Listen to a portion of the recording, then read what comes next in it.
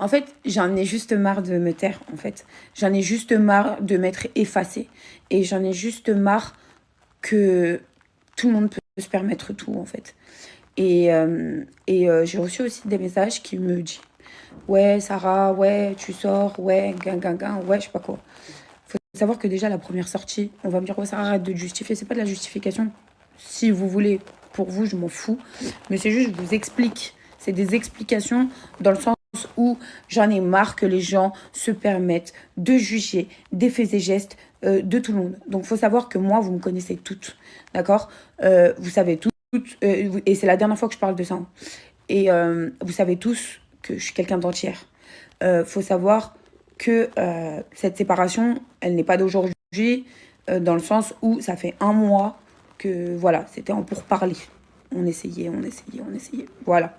Et, euh, et, et aujourd'hui, j'ai décidé de prendre un mode de fonctionnement différent que je ne faisais pas avant. Ça veut dire que avant, euh, et pourtant je l'ai fait, mais je l'ai fait en privé en fait. J'avais pas forcément besoin de vous montrer que je n'allais pas bien pendant toute la période où ça n'allait pas.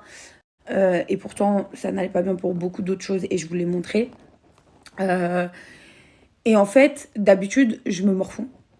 Je ne mange plus, je ne sors plus, je ne dors plus, je ne vais plus voir d'amis. Et du coup, je me mets dans une bulle qui est très très malsaine et qui fait que je pars dans un délire qui est pas bon, un mauvais mood où j'ai l'impression que tout s'écroule. Et en fait, j'ai pas envie. J'ai pas envie. Là, j'ai envie de faire le deuil de cette relation autrement. Ça veut dire que j'ai juste envie de penser à autre chose. Oui, quand je me retrouve le soir dans mon lit, oui, j'y repense, je suis triste. C'est ça que vous voulez entendre.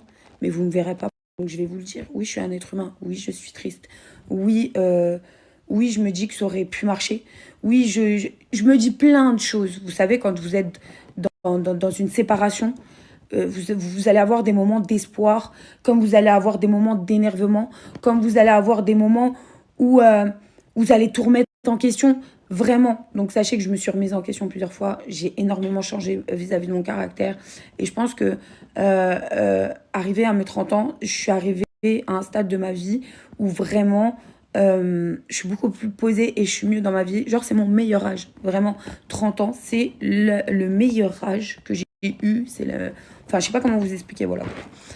Et donc, arrêtez de vouloir juger les réactions ou les faits et gestes de quelqu'un qui vient de se séparer, car tout le monde fait le deuil de sa séparation comme il l'entend. Je dis pas que c'est forcément bon de sortir de nanana, mais j'ai besoin de ça pour ne pas trop réfléchir, pour ne pas me mettre dans le mal et pour passer à autre chose. Tout simplement, en fait. Je n'ai pas envie de pleurer. Je n'ai pas envie de mettre la djellaba et vous dire ah, je suis pas bien. Je, tout ça là, je le garde dans mon cœur. C'est tout. Et aujourd'hui, vous savez tous très bien, il n'y a pas longtemps, j'ai fait une chute, on va dire, aux enfers. Enfin, j'ai fait une chute libre direction l'enfer. Hein. Il n'y a pas longtemps comme ça. Et en fait, j'ai eu ce déclic de me dire, c'est quoi, Sarah? Fais ce que tu as à faire dans ta vie. N'aie pas de regrets. Essaye. Ça peut pas. Ne force plus. Ça y est. Ne force plus. Faut laisser. Faut laisser faire. Et ne te mets pas dans le mal. Même si, dans le fond, j'ai le cœur en miettes. Mais ça, c'est fini. Ça là. Je suis desséchée, je suis déshydratée tellement j'ai pleuré. Ça y est, stop. Stop, en fait.